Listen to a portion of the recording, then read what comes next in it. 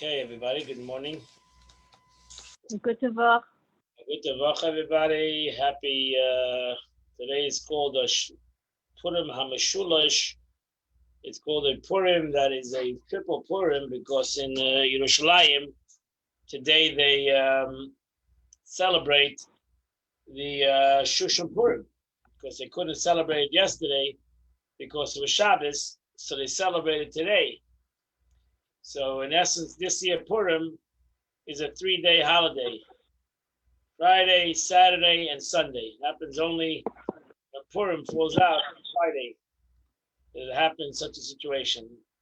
So this year means that we have to have extra joy, and God understood that this year, out of all the years, we need to have extra simcha, extra joy. So He added another day Purim, so we can have some extra joy. And I think we needed Yippee, this. yippee, yay! Happy, happy, happy. You drunk already? Not yet. I didn't say to drink yet. I just said to get a cup of mashke, get ready to drink. Today also, Mitch Hashem, hopefully we'll finish the first part of the Tanya, which is the 53 chapters. We'll finish the first part of this Tanya.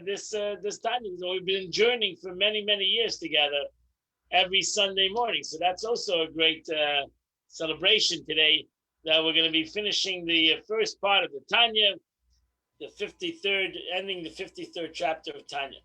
I'm going to share with you the Tanya that we use every week, and this is the Tanya that's in front of you, and we are holding in the, as I said, in the 53rd chapter of Tanya. The Alter Rebbe was explaining. Let's go out of here a second. The Alter Rebbe is explaining the way the Shekhinah, the way the presence of God comes into the world. And in different times in history, in Jewish history, the revelation of God was different. As in the first temple, in the second temple, and ultimately in the year 79, Common Era, the destruction of the second temple, which brought about the Golus, exile of the Jewish nation. In the past 2,000 years of the exile of the Jewish nation, which Golus, in Torah, Golus, exile, is the concept of the darkness in the world, and darkness has no real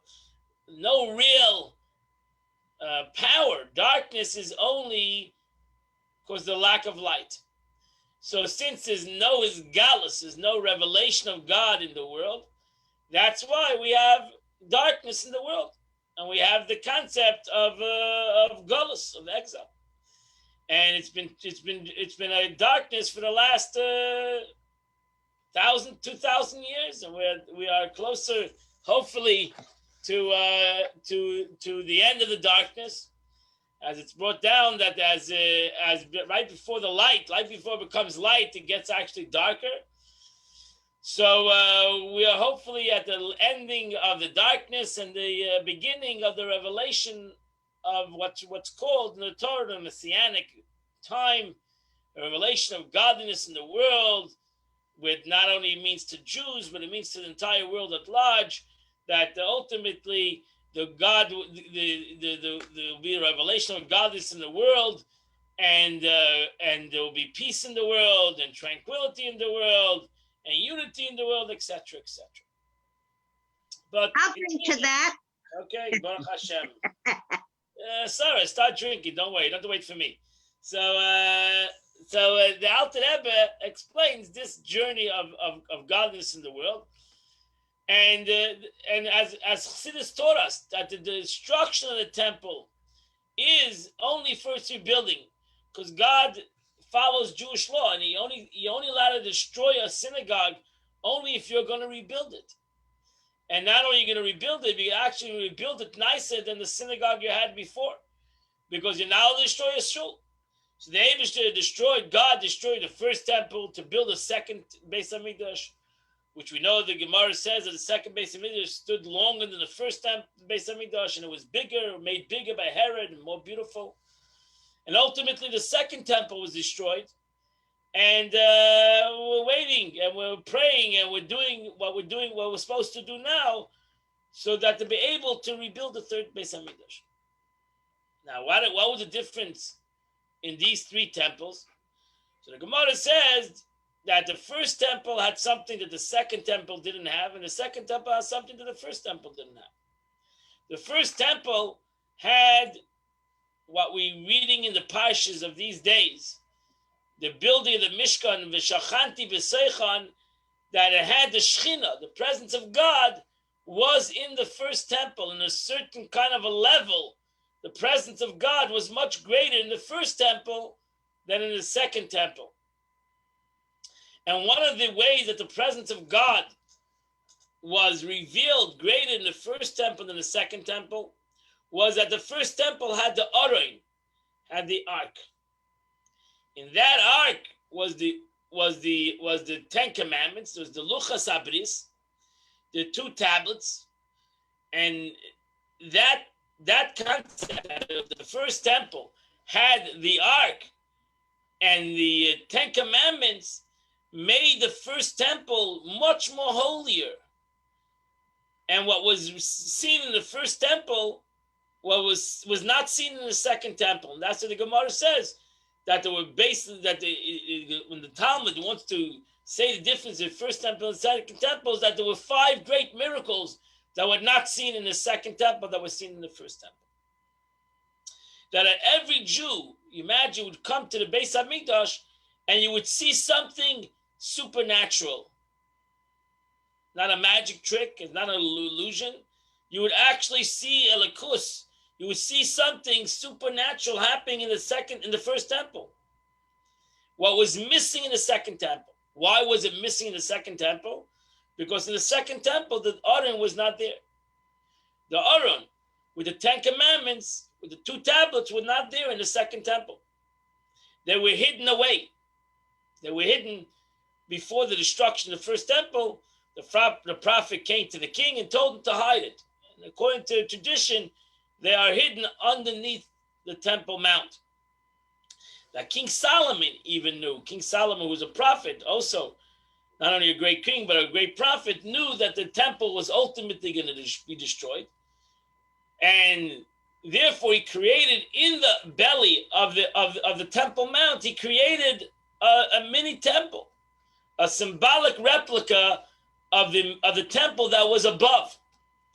And there in that belly of the temple is hidden the ark, the menorah, and the shulchan, and the vessels of the Beis Hamikdash.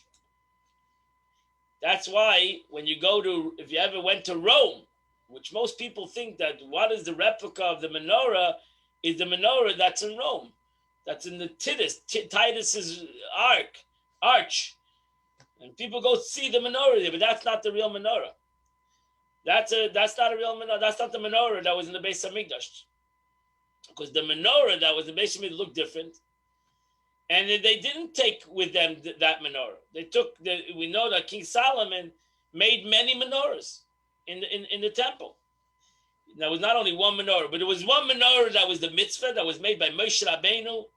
That was the menorah. Even the menorah that was made by Moshe Rabbeinu was a menorah that couldn't be replicated. God had to make that menorah. It was a very, very hard menorah to make, and that menorah is hidden in the Temple Mount.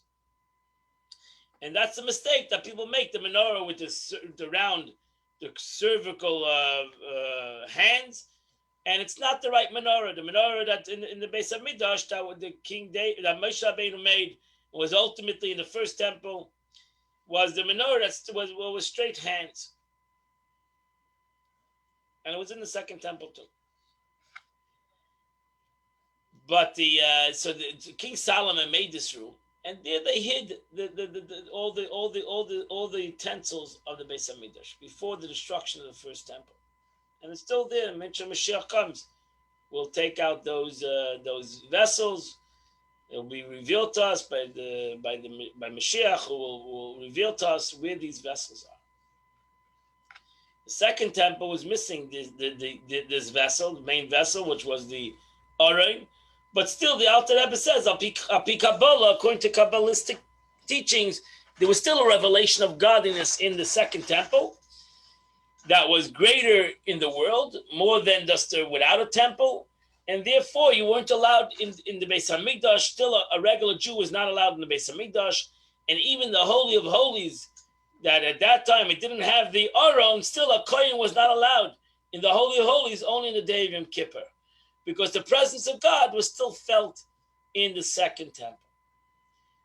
But then the second temple was destroyed. And the question is asked, now where is the Beis HaMikdash? Where is the revelation of God? The Gemara says, where is the revelation of God today in the world? So here is what Alter Rebbe answers, where is the revelation of God today in the world?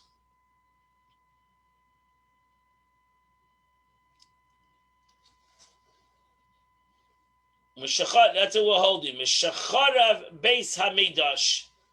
Umeshacharav Beis HaMikdash. And since the destruction of the temple, now that we're already 2,000 years, that we don't have a Beis HaMikdash, we don't have a temple, for the temple has been destroyed. So the Talmud tells us, Ein lach HaKadosh Baruch Hu ba'olamai, the Eibishter, God, HaKadosh Baruch Hu, the Holy One, blessed be He, has but the 4 cubits of halacha alone. Where does God rest? In the law of the Torah, in the physical law of the Torah. Just like God rested in a physical place, even though God fills the entire world, God is infinite. But nevertheless, God said to build a Mishkan and to build a Beit HaMikdash so that He would dwell in a physical building, so to say. So too God, at this present time, needs is not the right word to use for God, wants a physical reality. And that is halacha, Jewish law. So to put on tefillin brings down a revelation of God in a physical reality. Now people always say, oh, I have spiritual relation with God, I have an emotional relation with God, I have my personal relation with God. It's wonderful. But the Eibishter wants a din about that, just like God wanted in the first temple, in the second temple, and in the Mishkan in the desert. Thank you very much for your emotional, spiritual relationships. I want to have a din b'tachtonim. I want a dwelling place in this world. I don't want a dwelling place in your fantasies, in your imaginations. I want a real thing. I want the real thing. And the truth is, just like any human being, we have a lot of fantasies. We have a lot of, wants, but it's not until you have it that you don't have it. You can talk about it. Some people are big talkers. Some people are big fantasizers, and they have all these imaginations, and never happens anything. The Eibishter wanted a dinner b'tachtonim. So too God wanted to have a real thing, so that He would be able to dwell in a real thing. So how does God dwell in a real thing today? Is by doing something today, a mitzvah today. Not thinking about it, not talking about it, not contemplating about it, but actually doing a halacha today. That's the way you bring God b'tachtonim in this world today. There's no other way to do it. And that's the way it needs to be done. So just like in the desert and in Shlomo Melech and ultimately Ezra, there were great philosophers, there were great Nevi'im, there were great prophets. But the Eibishter said, I want you to build a Mishkan. I want you to build a Beis HaMikdash.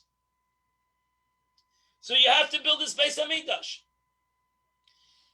Why do you think the Jews struggled even with the temple?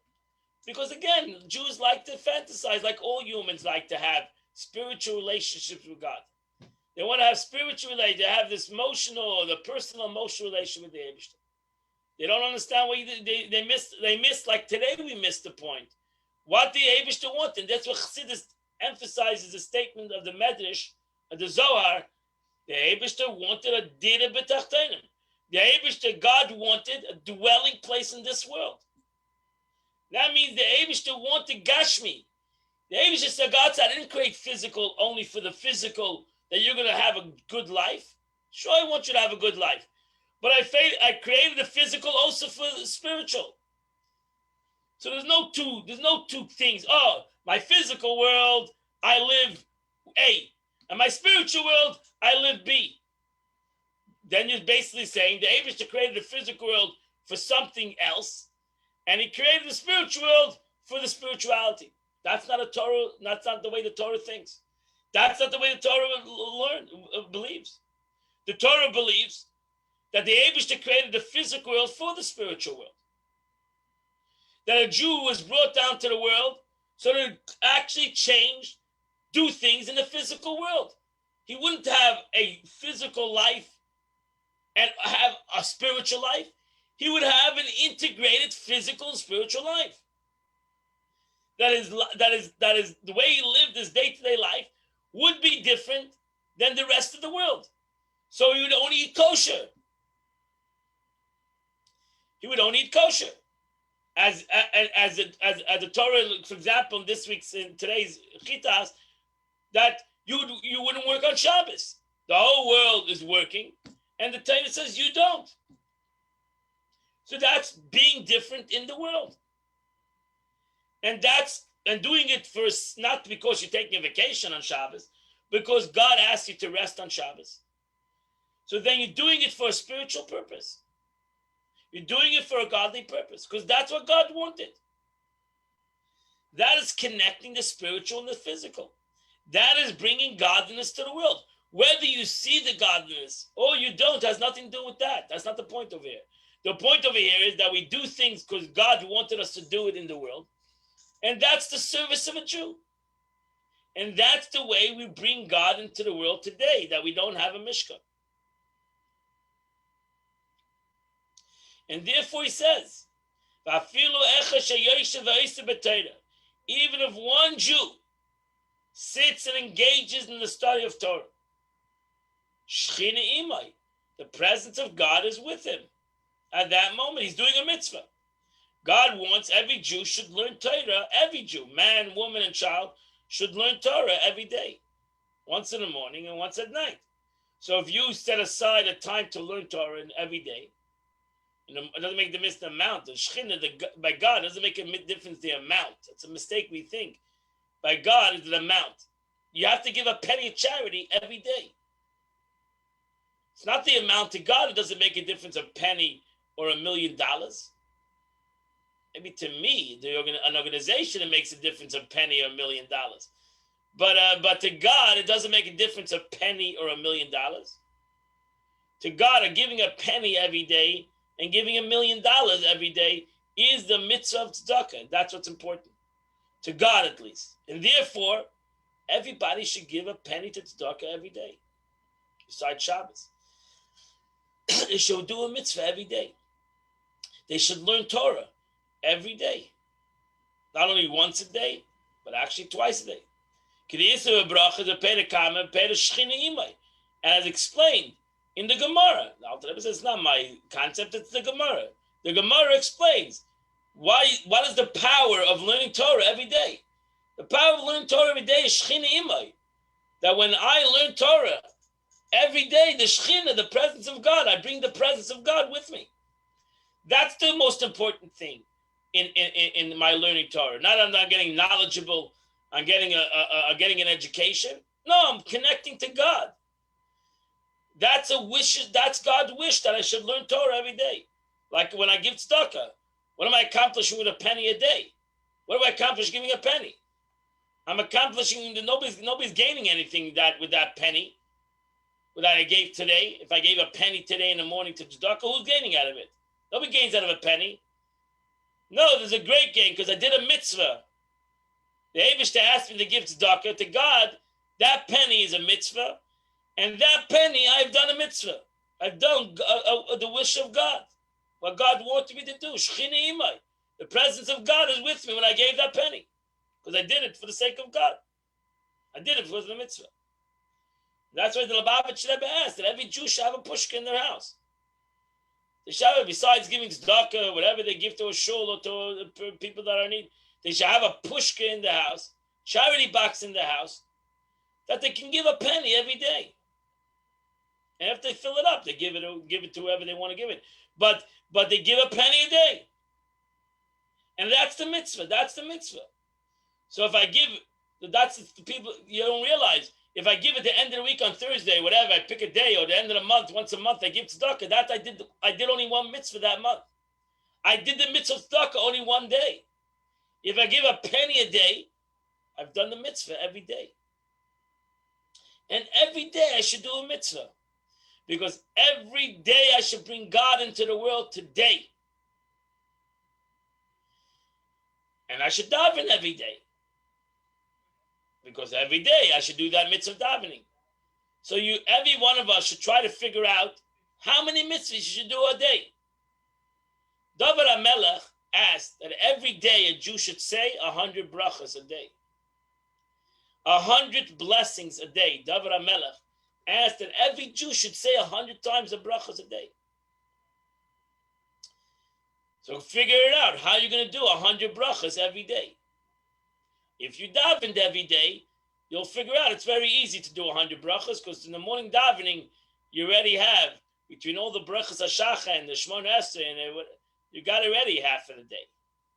Half of the brachas. You have a mincha, you have a ma'ariv, and you eat, and after blessing. It's not a very difficult thing to accomplish 100 brachas a day. But David HaMelech, King David asked, every Jew should do that every day. 100 brachas a day. So that's the way I do it. By doing 100 brachas a day, by giving tzedakah every day, by learning Torah every day. I bring the Shekhinah. I bring the presence of God to me. I bring him to the world. How do I do it in a Kabbalistic way? The Alter Rebbe says, you want to talk Kabbalah? So I'll tell you Kabbalistic. In order to gradually descend, the investment of Malchus of Atzilus, now you'll know what you're doing. You're bringing the Malchus of the world of Atzilus to Bria, and then Yetzirah, and then Asiya. So you're bringing down godliness from the most highest sublime levels of spirituality, from the world of Atzilus, the world of emanation, to the world of Bria, to the world of creation, to the world of formation, till the world of action. You're bringing down, that's called, in Kabbalah, that's called Seder Shtalshlus, the way that godliness descends in the world and ultimately comes to the world of Asiya, to the world of action, which is the purpose of all the worlds and the purpose of creation, so that God would come down into the world. We need to bring God in the world. That's a general purpose of our avodah, of our service, is to bring God in the world. If I don't bring God in the world, then I have not done the service, my service for today. I might have been a wonderful person. I might have had wonderful thoughts. I might have even say, it's nothing. I have not done the mission of the day. The mission of the day is to bring God in the world today. Not what I did yesterday, not what I'm going to do tomorrow. I need to bring God in the world today. That's the mission of the day. So right now we're learning Torah. We're bringing godliness in the world right now. That's a great mitzvah. And as the Alter Rebbe says, Kitayag mitzvah Torah, for the 613 commandments of Torah, Ruban Kekulam, mostly a large percentage of mitzvahs and mitzvahs maisis, they are physical commandments. Put on tefillin, give tzedakah, Don't think about putting on tefillin. Don't think about giving tzedakah. Give tzedakah. Don't think about eating kosher. Eat kosher. Don't think about whatever other mitzvah it be, helping somebody, help somebody. That's the mitzvah. As the Mishnah says, Emer ma'at v'aseh habeh. Talk a little, do a lot. Talk is cheap, they say. Stop talking so much. Stop thinking so much. Start doing. That's why the Lubavitcher Rebbe was against, committees. In America, you have committees, and committees make committees, and committees have subcommittees, and subcommittees have their subcommittees. Nothing is done. We're busy in committee. Everything is in committee. Everything is being negotiated. Everything. Nothing is being done. Go and do it. Jump out all the committees. Jump out of all the negotiations. Go and do what you got to do. Because hayom la'asosei, that when you could do something and you do it now is better than all the contemplation and all the meditation that you're going to do in life. The expression hayom yom, one action is greater than 1,000 woes that people krechts a whole day. Oy vey here, oy vey there. Go and do one thing is more powerful than 1,000 krechts that people do. 1,000 complaints. And as the Alter Rebbe says, v'gam tluis v'dibur machshava, which are fulfilled by words and thoughts, such as Torah study and blessings after meals and reciting the Shema and prayer. Hakaimalan, for it's been ruled that meditation does not fulfill one's obligation by meditation. The law is you can meditate on God and contemplate and have all these imaginations and philosophies. You're wasting your time if you don't do the mitzvah. That's the example that's given Chassidus. You have one guy who knows the whole philosophy behind the mitzvah. He knows all the spiritual meanings. He knows all the meditations. He knows all the philosophy, but he doesn't do it. And then you have the other guy who did the mitzvah. He doesn't know what he's doing. Who did the mitzvah? The one who did it. The whole philosopher and the whole meditation is garnished. Did nothing. Didn't accomplish nothing. The one who did it is the one who did the mitzvah. Even if he didn't have great contemplation. He didn't have great meditation. I mentioned before the mitzvah tzedakah. It's interesting that the mitzvah tzedakah is the only mitzvah in the Torah that doesn't have a bracha. Every other mitzvah in the Torah has a bracha. And the mitzvah of tzedakah doesn't even have a blessing beforehand. It's very interesting. It's the most important mitzvah. If you look in the Torah, it says it's the most important mitzvah. And at the same time, there's no bracha to this mitzvah. Why wouldn't you make a bracha on a mitzvah of tzedakah? Because so it's brought down. There's many reasons to it. But one of the reasons is because people, when they make brachas, they start making preparations for the brachas, and they have to go to the mikveh, and they have to put on the gaitel, and they have to make get ready for the bracha, and it takes time to say the bracha. The guy needs to have a pen, needs his dollar. The poor guy is sitting in front of you. He needs a dollar. So you're sitting there and meditating and making all preparations for your bracha. Meanwhile, I need the dollar. The poor guy, by the time you give him the dollar, he's going to pass out for you preparation of your bracha. So therefore, the sages didn't institute a bracha from mitzvah tzedakah. When you meet somebody who needs charity, give him charity. Expression by Purim, kol ha'poshet yad, whoever reaches out their hand, nicely give him charity. Somebody asks you for charity, give him charity. Don't start having constant speeches. Should I give him? Shouldn't I give him? Yeah, you go hold. Give a person reaches out, give him charity. I would tell people, some of you meet a guy in the corner, you give him charity. Give him a quarter. Give him charity. Guys standing out there, he's asking for charity, give him charity. Don't start evaluating. Who is he? What is he? Is he worth it? Good evaluation. I'm not telling the person to give him $100. Give him a penny. Give him a quarter. Do a mitzvah. Don't start evaluating why somebody's asking for charity. That's his problem. If he takes a charity and does not good things with it, that's not your issue. You do the mitzvah. You need it. I need to do the mitzvah. Somebody reaches out his hand, I give him charity. That a person asks for charity is an unbelievable, humble thing to do. To ask people for charity. Whoever reaches out their hand, you give him. You help him. You don't start questioning. Does he deserve it? Doesn't he deserve it? Maybe he deserves it. Maybe he doesn't deserve it. It's not your issue. It's not my issue. Unless you plan to give him a lot of money. Then you should evaluate. But when you give him $1, you don't have to worry that your dollar is going to be abused. Your dollar is a mitzvah.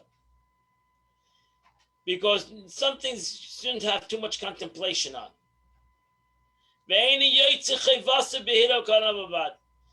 In Torah law, the minimum you have to do is say something. You can't contemplate prayer. You can't contemplate even learning.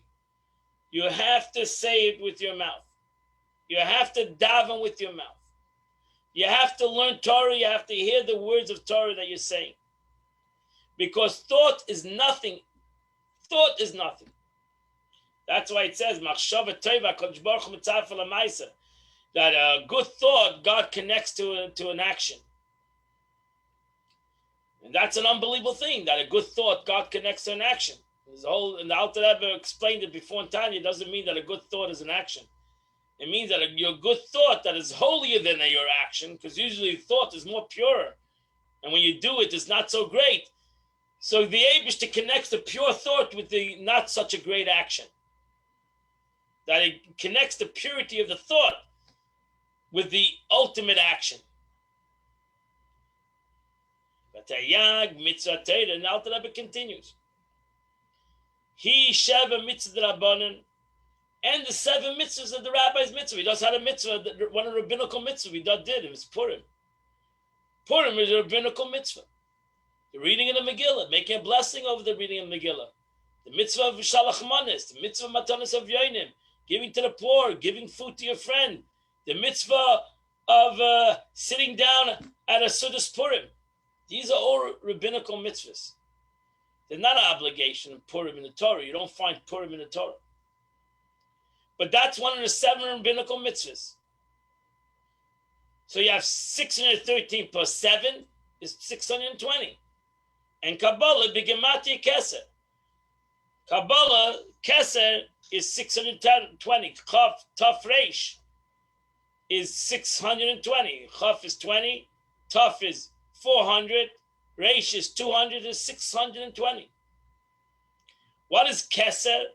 The crown. Keser is a crown. Keser in Kabbalah is higher than Chachma. The crown is above the Chachma, is above the wisdom. Because Keser is will. Keser is will. That's why by a king, it's all about his crown. It's all about a crown. His crown is the Keser Malchus. That's why symbolically we always put a crown on a Torah. The Torah is the Chachma, the wisdom of God, and then we put a crown upon him. We put a crown, a gold crown, a silver crown, which is symbolic to the will of HaKadosh Baruch Hu. Shuratz in the Elyon Baruch Hu, which is the supernal will of God. Hamaluvish b'chachmasi yisbarach, which is enclosed in the wisdom of God. How do you know what is the will of God? Is in the wisdom of God. What's the wisdom of God? The Torah. So you find the will of the Eibishter in his wisdom. Now the will of God and the wisdom of God, Ham Yechodais, are united, but are one with God. God and his will and his wisdom is one. That's explained in Tanya, and that's explained even in Maimonides, that God and his wisdom and his will is one. You can't separate. Only a human being who can separate his will from his wisdom and from who he is. But by God, it's all one entity. That's why God Echad, this unity, true unity is by God. So God and his wisdom and his will is one concept. So by us learning Torah is the wisdom of God. And by us doing a mitzvah is the will of God. And that's why there's two different entities. Learning Torah, you have to have wisdom. You should have wisdom. You should contemplate Torah. You should understand the Torah. A mitzvah is the will of God, is doing what God wants. Is doing my will. Like I ask you to do something for me. Normally when somebody asks you to do something for you, so you're going to start asking, why? What do you need it for? I'm asking you a favor. I'm not asking you to give me, I'm not asking for your advice. If I'll ask you advice, I'll ask you advice. I'm not asking for advice. I'm asking you to do for me something. Don't ask me why. I'm not asking you to go hurt somebody. I'm asking you a favor. Would you do this for me? I'm asking for your advice. I'm asking you to do it for me. If I were asking for your advice, how to do it, I would ask you advice. But I'm asking you for a favor. That means I cannot do it. I need you to do it. And for you to do it for me, I need you to do it what I need. I don't need you to do what you need. I need you to do what I need. If you're gonna do the thing for me the way it makes you, the way you want to do it, is not for me. Then you're doing it again for yourself. So when I ask you for a favor and you're willing to do me a favor, you'll do what I need to do, what I'm asking to do. Or don't do me the favor. But I'm asking, that's my will. I'm asking, I need you to do A, B, or C. And you accept it or not. When the Eibishter asks us to do a mitzvah, he's not asking you to tell him how to do the mitzvah. He didn't ask you for advice. He didn't ask you for your opinion. He asked you for a mitzvah. Don't give him an opinion. In the Torah, he did ask you for his opinion. In wisdom, he did ask you for his opinion. For your opinion. But in a mitzvah, he didn't per se ask you for his opinion. He asked you to put on tefillin. He didn't ask you why. He asked you to put on tefillin. That was what he asked you to do. He asked you to keep kosher. He didn't ask you for your opinion. He asked you for a mitzvah. He asked you for his will. I'm asking you as God, and you're my nation, do this mitzvah for me. Eat kosher. You can do it or not. But don't come with your opinion. Don't come per se with your philosophy of why and when and where and how and now then it was good. Now you don't have to. Who asked you? When did God ever say, ask any Jew for an opinion in a mitzvah? Because that's God's will. That's what I want. That's like I always give the example. When I ask somebody, I like chocolate ice cream. So you're going to explain to me, no, you should have vanilla ice cream. I don't like vanilla ice cream. I want chocolate. So all the vanilla ice cream you're going to bring me is not going to make me happy. Because I like chocolate ice cream. So that's what I like. You're going to start sitting and explain to me the greatness of vanilla ice cream? I don't like vanilla ice cream. I like chocolate. It's the way it is. The Eibishter had a ratzon. You're going to start, that's why I can't ask a question on the Eibishter's will.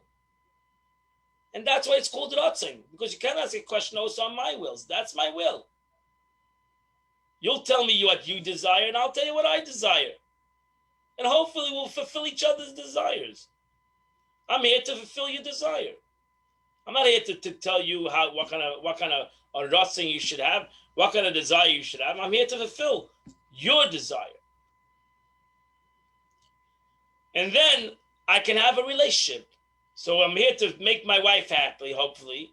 And my wife is happy to make me, and my wife is here to make her. That's a relationship. It's not that, I'm going to base my relationship on me. That is not a relationship. So we're here to give to each other 100%. And we'll have a beautiful relationship. Because together we'll build a beautiful thing. So to the Abisha says the same thing. Created a world. I'm here to have this relationship with the Jewish nation. I'll fulfill their desires, and hopefully they'll fulfill my desires. And together we'll build a beautiful world. And there's expression in the Torah that way, and the Rebbe expressed it many times. Do whatever the Eibishter wants you to do, and the Eibishter will do whatever he wants that you want him to do. And he does. He gives you a beautiful world. He gives you health. He gives you happiness. He gives you whatever you have. He does fulfill your desires in life. Hashem b'chach. Let's continue. Hashem. I want to try to finish the end of this chapter. Hashem b'chach miyasir others. God founded this world with wisdom. He Torah Shabbat Peh. The nafka mechachma. This refers to the oral law, which is derived from the supernal wisdom, as written in Isaiah. The father chachma beget the daughter. So that's where Chassidus Kabbalah explains why is there the written law and the oral law.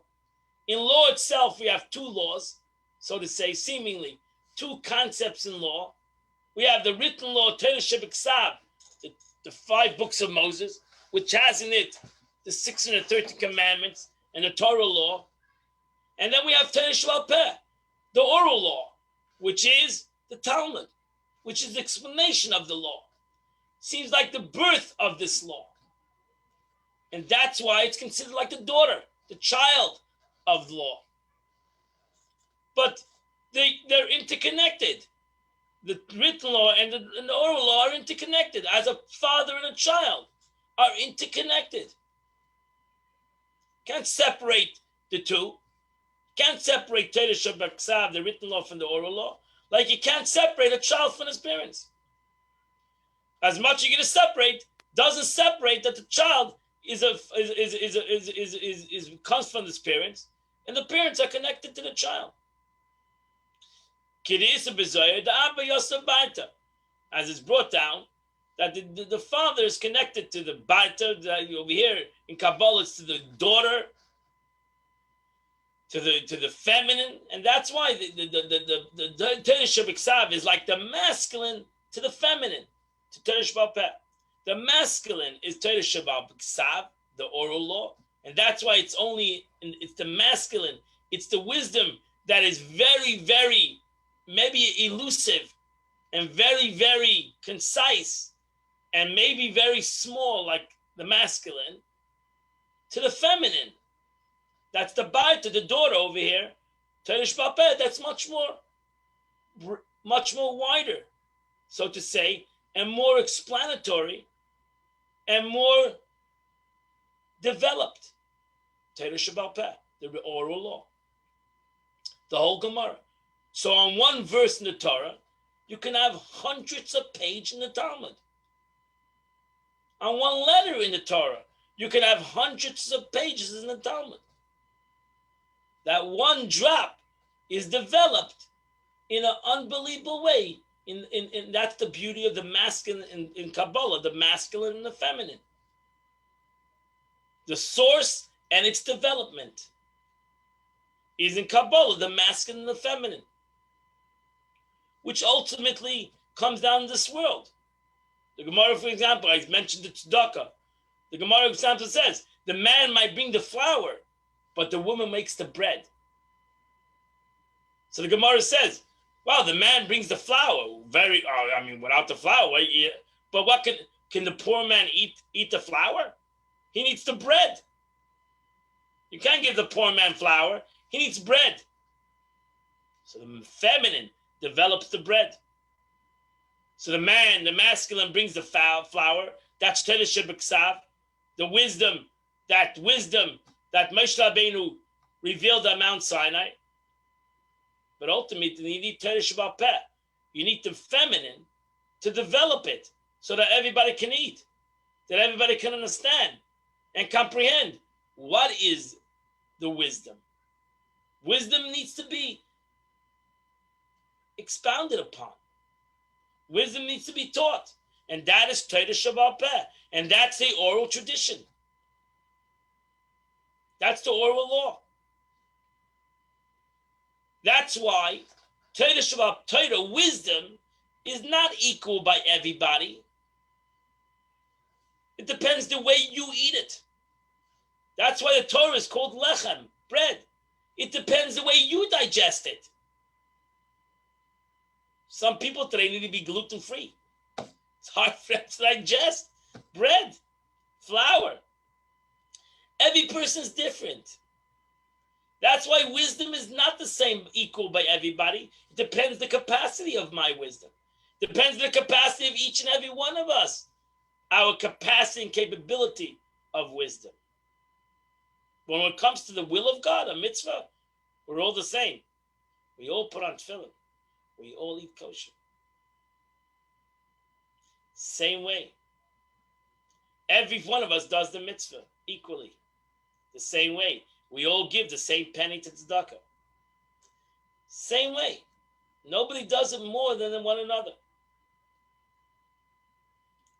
This is what the Zohar states.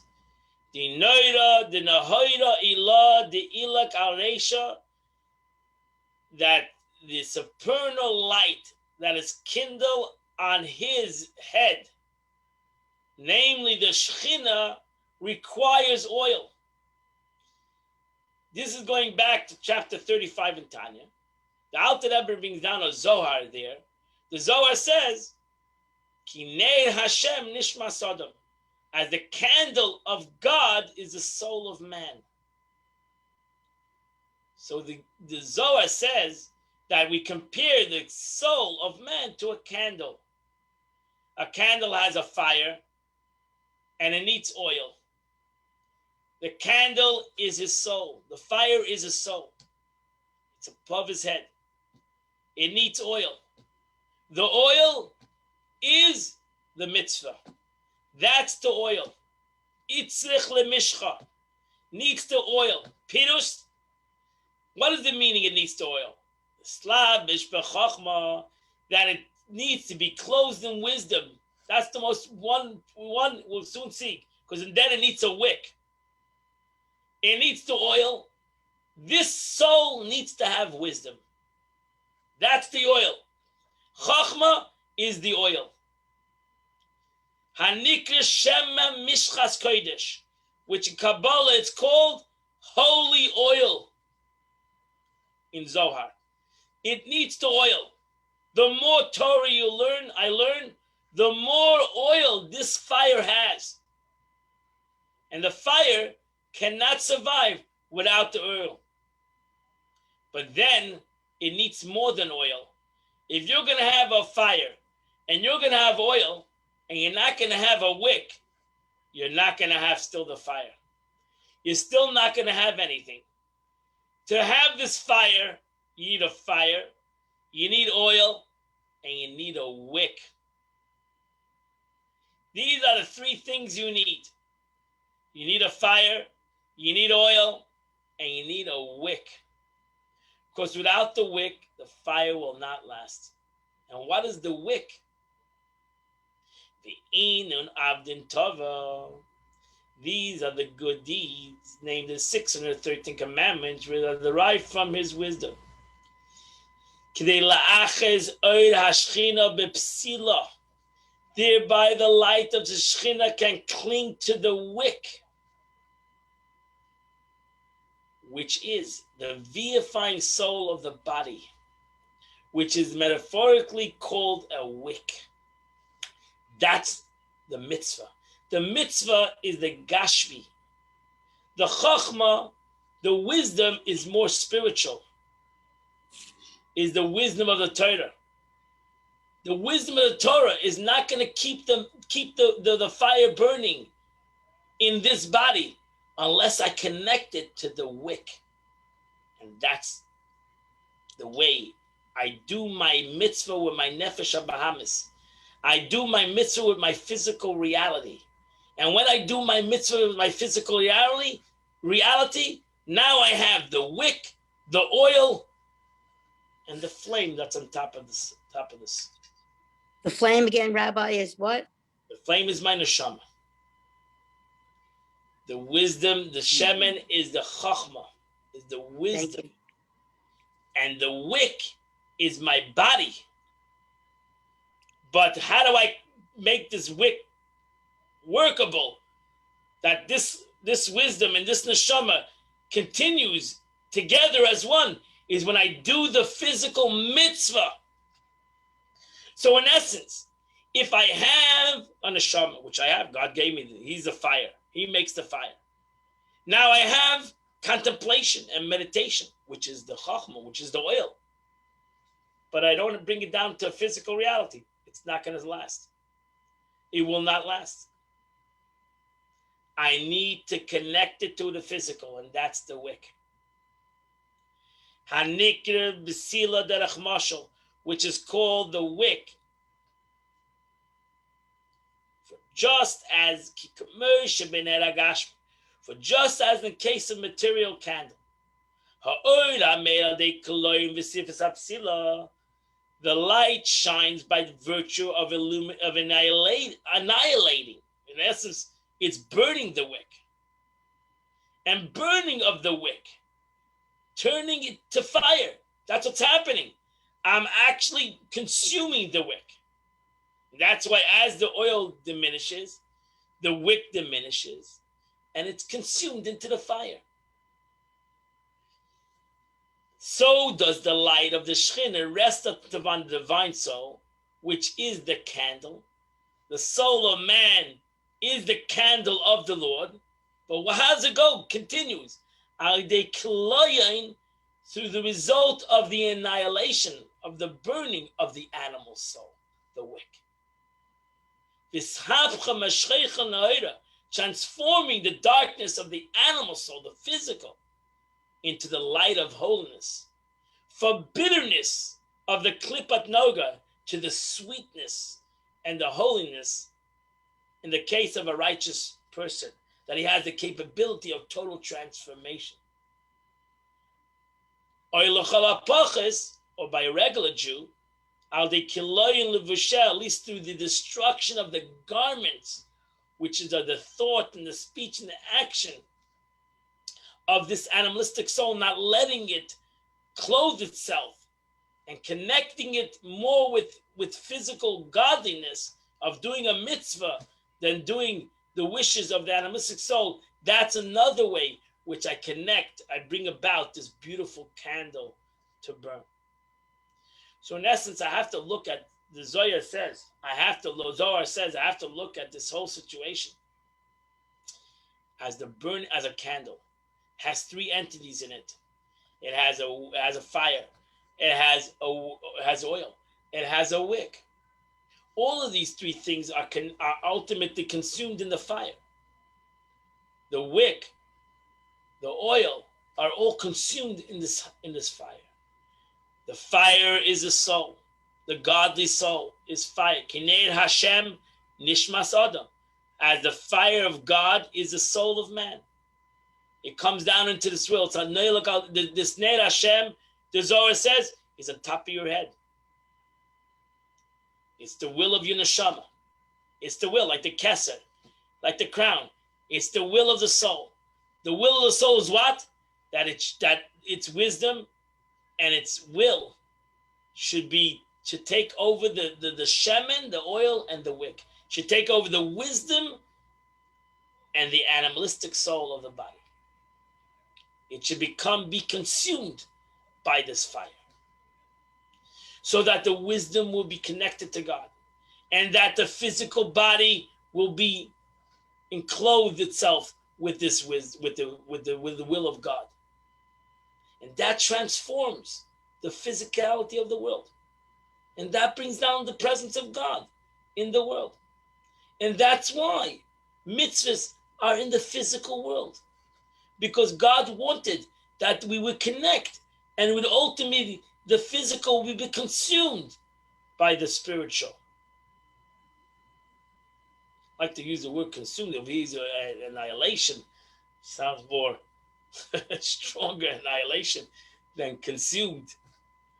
It will be totally become part of the spiritual reality. So that's the way I do it. Just like the Abish said, you should make for me a tabernacle, and I will dwell in it. I can do that every day, b'seicham, in them. I can do that right now. So here I'm sitting here, I'm learning Torah with you. I'm using out all my koiches, and all of us together are using out all our intellect and our feelings and our speech to learn about God, to learn about what the Eibishter wanted, to learn the Torah. And that's the way we have the soul and the wisdom and the physical become one at this present moment. And at this present moment, the transformation from the darkness of Klippa to the divine light of Ein Sof Baruch Hu, which is clothed and united in the thought, speech, and action of the 630 commandments of the Torah, in the case of a Beinani. In our case, we're trying to be a Beinani.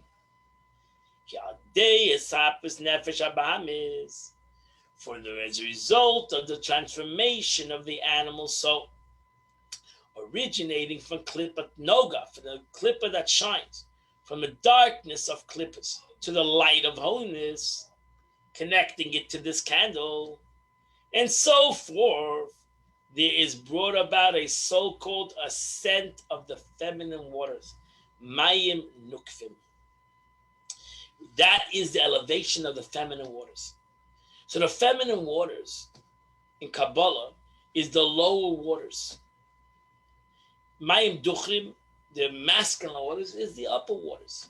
Because the feminine waters is, again, is the concept of development of the below, the development of the receiver. Again, we're not talking about men and women here, we're talking about masculine and feminine in a spiritual sense. So the masculine is the giver, the feminine is the receiver, but the masculine has no purpose without the feminine. Because without the receiver who develops this concept, you have no, again, like Torah Shabbat Sav is the masculine, Torah Shabbat Peh is the feminine. Without Torah Shabbat Peh, what is Torah Shabbat Sav? It has no meaning. There's no nobody will know why. From Torah Shabbat Sav and the written law, nobody knows one mitzvah. You don't know any mitzvah. What is kosher? What's not kosher? What is Shabbos? What is Yom Kippur? There's no meaning to it. You need to have the feminine waters. You need to have Torah Shabbat Peh to explain you Torah Shabbat Sav, to tell you what it's all about. So you're right. Without Torah Shabbat Sav, without the written law, you don't have the oral law. But without the oral law, you don't have the written law either. Without the masculine, you don't have the feminine. Without the feminine, you don't have the masculine either. Each and every one has their greatness. And that's the greatness of Mayim Nukvim. The Alter Rebbe says, and Tanya and Kabbalah explains, that's the greatness of the feminine water. This world is the feminine water. This whole world, and that's why the Shekhinah is feminine, the presence of God. Torah is feminine. Because the whole concept of self-development is feminine. And that's why it's a mitzvah, the mitzvah on the man to marry a woman. It's a mitzvah on him to do that. Because his whole purpose in his life is only through his wife. And that's why the rabbis called their wives bias, their whole house, their whole life. Because without their wives, they were nothing. And that was not as a statement. Because without our wives, without our concept of our feminine side of us, which in Kabbalah, we're all masculine and feminine. Without the part of the feminine side of us, we ultimately have no purpose. Because the Isha, the feminine, gives the purpose to the masculine.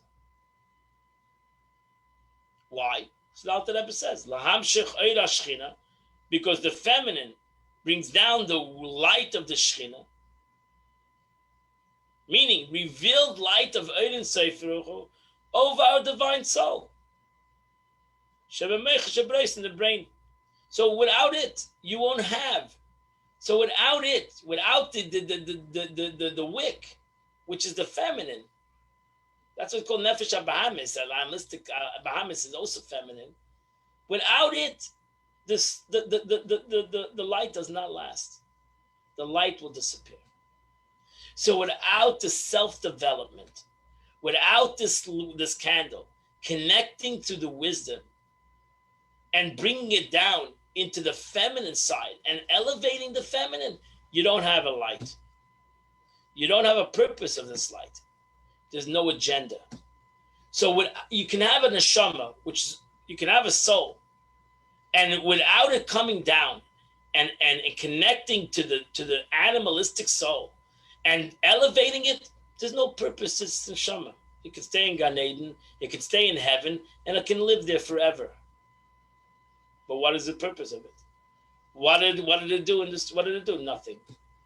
Only when it comes down to the guf and connects through the wisdom of the guf and connects ultimately to the wick, to the nefesh habahamis, to the physical side of this guf, and elevates it. Now you have the whole purpose of why the Eibush created this neshama, this fire to begin with. And this, so we end the Tanya, the 53rd chapter of Tanya. And now you'll understand clearly what it's written. For the Lord your God is a consuming fire. Just as fire can only catch on an object when the object is consumed by it, so too the God in the light of the Shekhinah. In order to be God, to be your God, illuminating Jewish souls, so there must be the consummation of fire. It needs to consume something. The Eibishter needs to consume you. If God doesn't consume you, then it's not accomplished anything. Burning and consuming, annihilating the wick, which is in Kabbalah the vivifying soul, so that the soul of Klippa is transformed into the fire of holiness. Then you have the complete the purpose of that verse. God is a consuming fire. God is a consuming fire if I let myself to be consumed. If I let myself to be elevated. If I don't let myself, then God is not a consuming fire. God is a consuming fire when he consumes me. If he doesn't consume me, he's not a fire.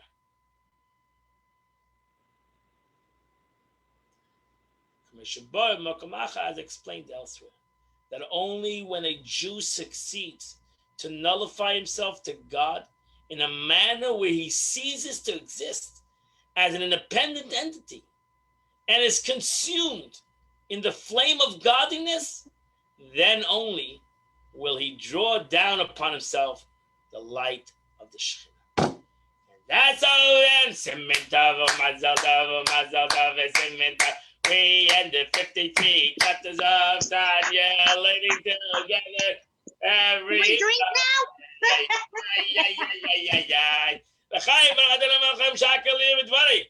Amen. Everybody, we finished the first part of Tanya. We should be dancing. I don't know how many years it took us to learn Tanya together, but we accomplished the finishing of the first part of Tanya, 53 chapters. Every Sunday we've been learning together all these years. And even under the so Corona, Shamarona, we continue to learn Tanya together. This is a great joy and a great happiness to the Alter Rebbe and to God. We finished the learning of Tanya. Wow. Amen. To learn Tanya Mitchell next week.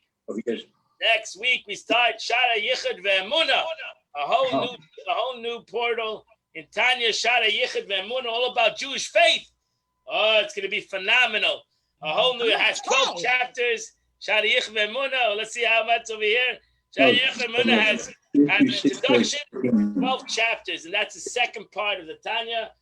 And we'll do that. We'll start that next year. It's called Shara Yichud Ve'emunah, the portal of It was a cheapness. And what? Faith. My friends, thank you so much. Pleasure, truly a great honor for all those who stuck together, learning Tanya every Sunday. And we finished, again, I don't remember when we started it. It was many years ago. And we finished together the 53 chapters of Tanya. L'chaim, everybody. L'chaim to life. Thank you, Hashem. Thank you, Rabbi, God bless you Rabbi, all. Thank you, Rabbi. Rabbi, the Chayenu of this week is 613. Oh, very nice. Very nice. Wow. See, everything's happening this week. So let's hope Mashiach comes this week. And Amen. out of Gullus. And we'll dance to Latzeinu Agdosha. It was a pleasure learning with you guys. God bless you. See you next week for a new beginning of Tanya, the second. Okay. Thank you. Have a great Thank day. you, Rabbi. Yashikoah. My pleasure. God bless you all.